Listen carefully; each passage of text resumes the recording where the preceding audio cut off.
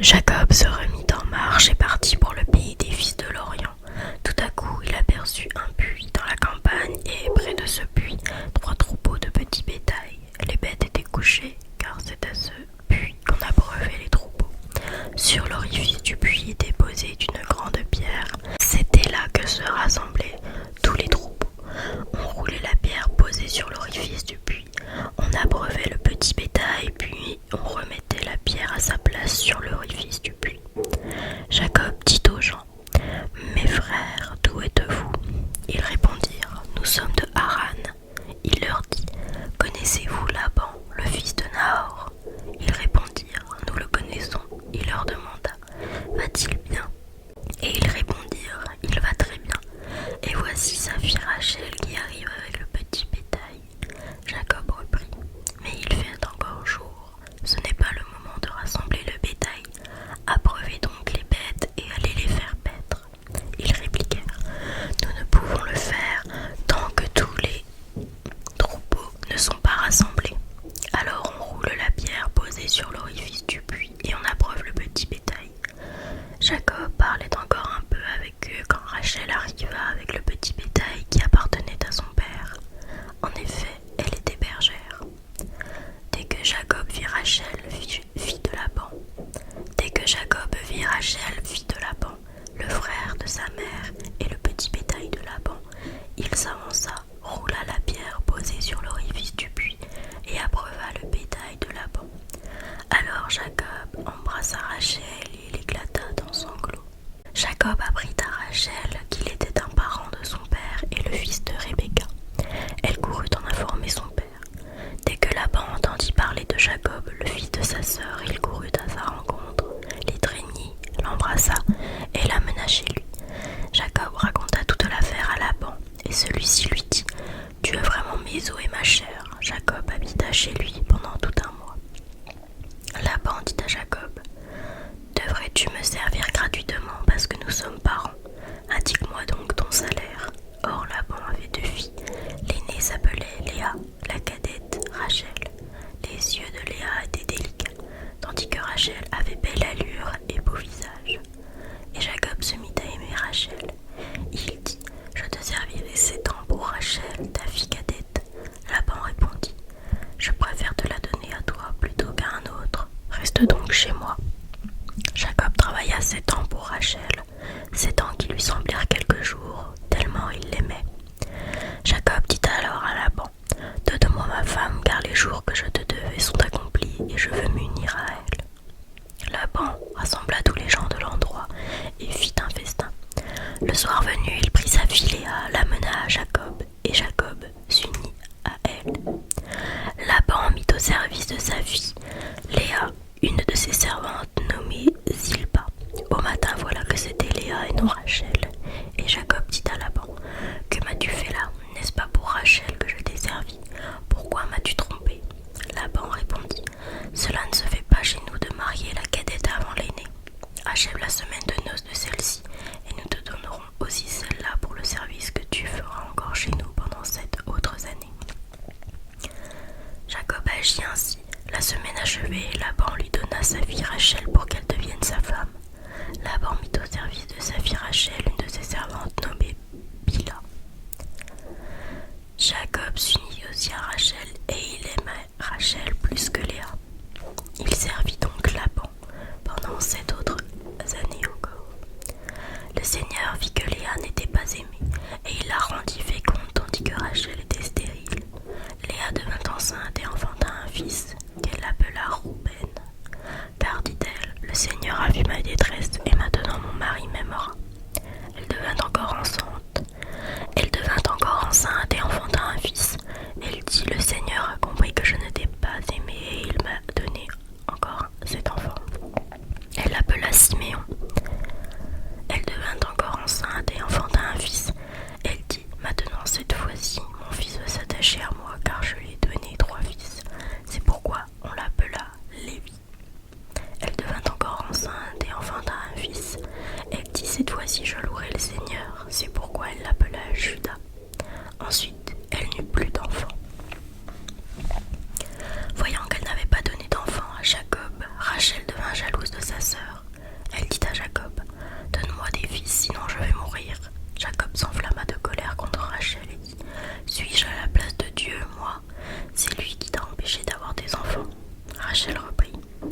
Voici ma servante Bila. Unis-toi à elle pour qu'elle enfante sur mes genoux. Ainsi, grâce à elle, j'aurai un fils, moi aussi. Elle lui donna donc pour femme sa servante Bila, et Jacob s'unit à elle. Bila devint enceinte et enfanta un fils à Jacob. Rachel dit: Dieu m'a rendu justice, il a écouté ma voix, il m'a donné un fils. C'est pourquoi elle l'appela Dan. Bila, la servante de Rachel, devint encore enceinte et elle enfanta un second fils à Jacob. Rachel dit: J'ai livré contre ma sœur des combattants de Dieu et je l'ai remporté. Elle appela donc l'enfant Nephtali. Quand Léa s'aperçut qu'elle avait cessé d'enfanter, elle prit sa servante Zilpa et la donna pour femme à Jacob. Zilpa, la servante de Léa, enfanta un fils à Jacob. Léa dit: Quelle chance! Et elle l'appela Gad. Zilpa, la servante de Léa, enfanta un second fils à Jacob. Léa dit: Quel bonheur pour moi! Les filles me proclament bienheureuse, et elle appela l'enfant Asher. Au temps de la moisson des blés, Rouben s'en alla dans les champs pour y chercher des mandragores. Il les apporta à sa mère, Léa, et Rachel dit à Léa: Donne-moi donc les mandragores de ton fils. Léa répondit: Ne te suffit-il pas de m'avoir pris mon mari que tu veuilles aussi les mandragores de mon fils? Alors Rachel dit: Eh bien, que Jacob couche avec toi cette nuit en échange des mandragores de ton fils.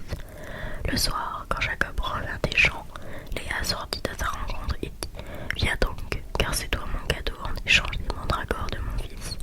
Il coucha donc avec elle cette nuit-là. Dieu exauça Léa. Elle devint enceinte et enfanta un cinquième fils à Jacob. Léa dit: Dieu m'a donné un cadeau parce que j'ai donné ma servante à mon mari. Elle l'appela l'enfant Isaacar. Léa devint encore enceinte et enfanta un sixième fils à Jacob. Léa dit: Dieu m'a fait un beau présent, cette fois-ci mon mari m'estimera car je lui ai donné mes 6 fils. Et elle appela l'enfant Zabulon. Ensuite elle enfanta une fille qu'elle appela Dina. Dieu se souvint de Rachel, il l'exauça et la rendit féconde. Elle devint enceinte et enfanta un fils. Elle dit: Dieu a enlevé ma honte. Elle appela l'enfant Joseph en disant: Que le Seigneur m'ajoute un autre fils. Lorsque Rachel eut enfanté Joseph, Jacob dit à Laban: Laisse-moi partir, je vais retourner chez moi dans mon pays. Donne-moi mes femmes pour lesquelles je t'ai servi, ainsi que mes enfants, je vais partir. Tu sais combien j'ai travaillé à ton service. Laban lui dit: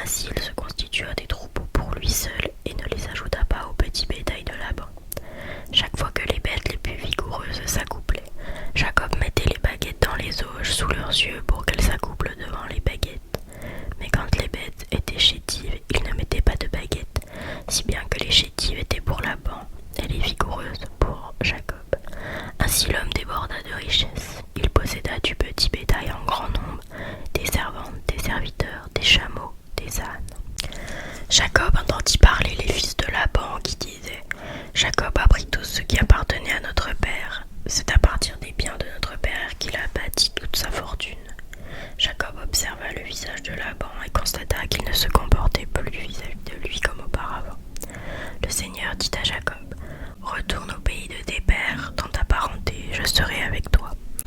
Jacob fit appeler Rachel et Léa pour qu'elles le rejoignent dans le champ où ils se trouvaient avec le bétail, et il leur dit: j'ai vu sur le visage de votre père qu'il ne se comportait plus avec moi comme auparavant, mais le Dieu de mon père a été avec moi. Vous le savez bien, j'ai servi votre père de toutes mes forces, et votre père s'est joué de moi. Il a changé 10 fois mon salaire, mais Dieu ne lui a pas permis de me faire du mal. Ainsi, quand il disait: tu auras pour salaire les bêtes tachetées, toutes les brebis n'étaient pas détachetées, et quand il disait: tu auras pour salaire les rayés, toutes les brebis n'étaient pas dérayées. Ainsi que Dieu m'a enlevé son troupeau à votre père et me l'a donné, au temps où les brebis entraient en chaleur, je levai les yeux et je vis en songe des béliers qui s'accouplaient aux brebis, tous rayés, tachetés, tavelés. Et l'ange de Dieu me dit en songe: Jacob. Je répondis: me voici. Il reprit: lève donc les yeux et regarde les béliers qui s'accouplent aux brebis, tous rayés, tachetés, tavelés. C'est parce que j'ai vu tout ce que t'as fait subir Laban. Je suis le Dieu de Béthel, là où tu as fait l'onction sur une stèle et où tu t'es engagé envers moi par un vœu. Maintenant lève-toi, quitte ce pays et retourne dans le pays de ta parenté.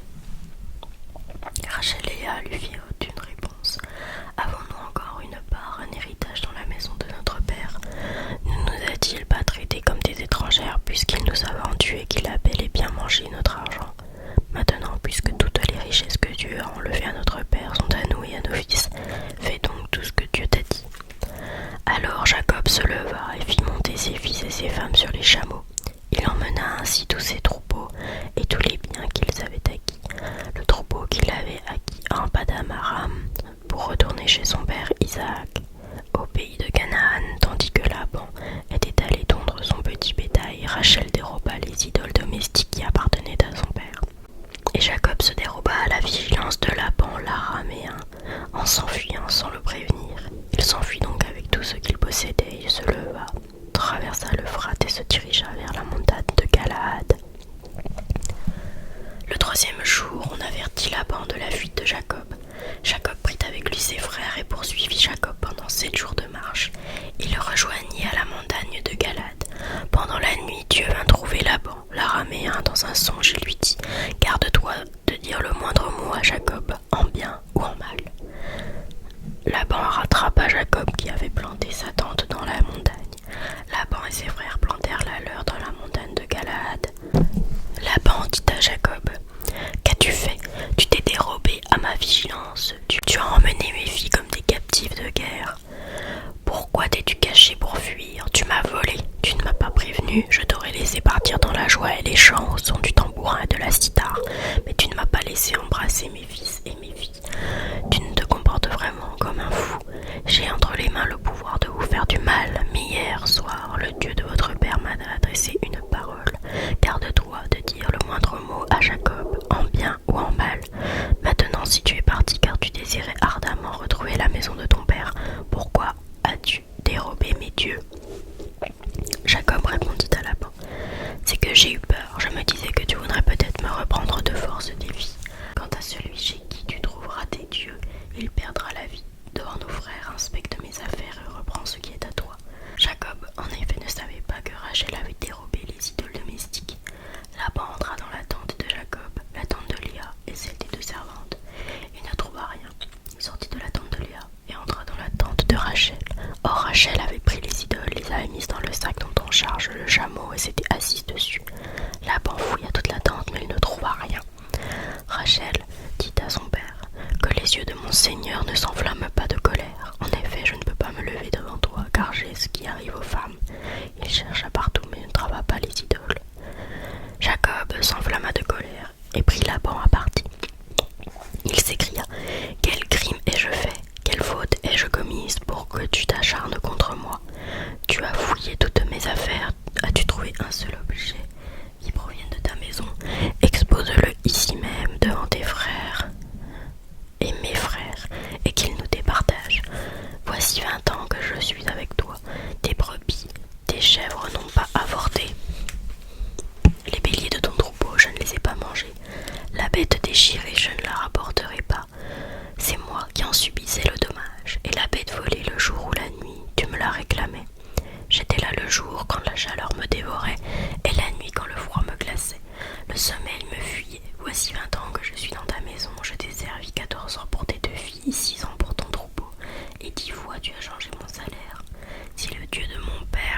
Dieu d'Abraham, l'effroi d'Isaac n'avait pas été avec moi. Tu m'aurais maintenant renvoyé les mains vides. Mais Dieu a vu ma misère et la fatigue de mes mains. Hier soir, il s'est prononcé. Laban répondit à Jacob, ces filles, ce sont mes filles, ces fils, mes fils, ces troupeaux, mes troupeaux. Tout ce que tu vois, c'est à moi. Que ne ferais-je aujourd'hui pour mes filles et pour les fils qu'elles ont enfantés? Maintenant donc, allons, concluons une alliance, moi et toi, et qu'il y ait un témoin entre moi et toi. Jacob prit une pierre et l'érigea en stèle. Puis il dit à ses frères, ramassez ces pierres. Ils prirent des pierres et en firent un monticule. Ils mangèrent là sur le monticule. Laban l'appela Yégar, Shahadouta, et Jacob Galéed. Laban déclara, ce monticule est aujourd'hui témoin entre moi et toi, c'est pourquoi on l'a appelé Galéed. On l'appela aussi Mispa, c'est-à-dire poste de guet, car Laban avait ajouté, que le Seigneur fasse le guet entre moi et toi quand nous serons hors de vue l'un de l'autre, si tu humilies mes filles, si tu prends des femmes en plus de mes filles, ce ne sera pas un homme comme nous, mais bien Dieu lui-même qui sera témoin entre moi et toi. Laban déclara encore à Jacob, voici ce monticule et voici la stèle que j'ai élevée entre moi et toi. Témoin sera ce monticule et témoin la stèle. Je ne passerai pas de ton côté au-delà de ce monticule, tu ne passeras pas de mon côté au-delà de ce monticule et de la stèle, avec de mauvaises intentions, au Dieu d'Abraham et au Dieu de Nahor, le Dieu de leur père, de juger entre nous. Alors Jacob prêta serment par l'effroi d'Isaac son père. Puis Jacob offrit un sacrifice sur la montagne et invita ses frères à manger le pain. Ils mangèrent le pain et passèrent la nuit sur la montagne. Ce que vous faites pour devenir des justes, évitez de l'accomplir devant les hommes pour vous faire remarquer, sinon il n'y a pas de récompense pour vous auprès de votre Père qui est aux cieux.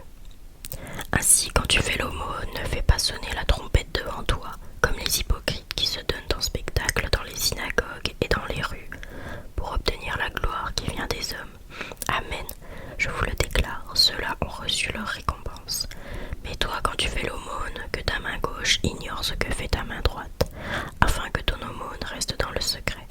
Ton Père qui voit dans le secret te le rendra. Et quand vous priez, ne soyez pas comme les hypocrites. Ils aiment à se tenir debout dans les synagogues et au carrefour pour bien se montrer aux hommes quand ils prient. Amen, je vous le déclare, ceux-là ont reçu leur récompense. Mais toi, quand tu pries, retire-toi dans ta pièce et à plus retirer, ferme la porte et prie ton Père qui est présent dans le secret. Ton Père qui voit dans le secret te le rendra. Lorsque vous priez, ne rabâchez pas comme les païens. Ils imaginent qu'à force de paroles, ils seront exaucés. Ne les imitez donc pas, car votre Père sait de quoi vous avez besoin avant même que vous l'ayez demandé. Vous donc priez ainsi, notre Père qui es aux cieux, que ton nom soit sanctifié, que ton règne vienne, que ta volonté soit faite sur la terre comme au ciel. Donne-nous aujourd'hui notre pain de ce jour. Pardonne-nous nos offenses comme nous pardonnons aussi à ceux qui nous ont offensés. Et ne nous laisse pas entrer en tentation, mais délivre-nous du mal. Amen. Car si vous pardonnez aux hommes leurs fautes, votre Père céleste vous pardonnera aussi. Mais si vous ne pardonnez pas aux hommes, votre Père non plus ne pardonnera pas vos fautes. Et quand vous jeûnez, ne prenez pas un air abattu comme les hypocrites. Ils prennent une mine défaite pour bien montrer aux hommes qu'ils jeûnent. Amen, je vous le déclare, ceux-là ont reçu leur récompense. Mais toi, quand tu jeûnes, parfume-toi la tête et lave-toi le visage. Ainsi ton jeûne ne sera pas connu des hommes, mais seulement de ton Père qui est présent au plus secret. Ton Père qui voit au plus secret te le rendra. Ne faites pas de trésors sur la terre, là où les mythes et les vers les dévorent, où les voleurs percent les murs pour voler. Mais faites-vous des trésors dans le ciel, là où il n'y a pas de mythes ni de vers qui dévorent, pas de voleurs qui percent les murs pour voler. Car là où est ton trésor, là aussi sera ton cœur. La lampe du corps, c'est l'œil. Donc, si ton œil est limpide, ton corps tout entier sera dans la lumière. Mais si ton œil est mauvais, ton corps tout entier sera dans les ténèbres. Si donc la lumière qui est en toi est ténèbres, comme elles seront grandes, les ténèbres. Nul ne peut servir de maître, ou bien il haïra lâchera l'un et méprisera l'autre. Vous ne pouvez pas servir à la fois Dieu et l'argent. C'est pourquoi je vous dis, ne vous souciez pas pour votre vie de ce que vous mangerez, ni pour votre corps de quoi vous le vêtirez. La vie ne vaut-elle pas plus que la nourriture et le corps plus que les vêtements? Regardez les oiseaux du ciel, ils ne font ni semaille ni moisson, ils n'amassent pas dans des greniers, et votre Père céleste les nourrit. Vous-même ne valez-vous pas beaucoup plus que qui d'entre vous, en se faisant du souci, peut ajouter une coudée à la longueur de sa vie? Et au sujet des vêtements, pourquoi se faire tant de soucis? Observez comment poussent les lys de champ. Ils ne travaillent pas, ils ne filent pas. Or, je vous dis que Salomon lui-même, dans toute sa gloire, n'était pas habillé comme l'un d'entre eux. Si Dieu donne un tel vêtement à l'arbre des champs, qui est là aujourd'hui et qui demain est jeté au feu, ne fera-t-il pas bien davantage pour vous, hommes de peu de foi? Ne vous faites donc pas tant de soucis, ne dites pas qu'allons-nous manger ou bien qu'allons-nous boire ou encore avec quoi nous habiller. Tout cela les païens le cherchent, mais votre Père céleste sait que vous en avez besoin. Cherchez d'abord le royaume de Dieu et sa justice, et tout cela vous sera donné par surcroît. Ne vous faites pas de soucis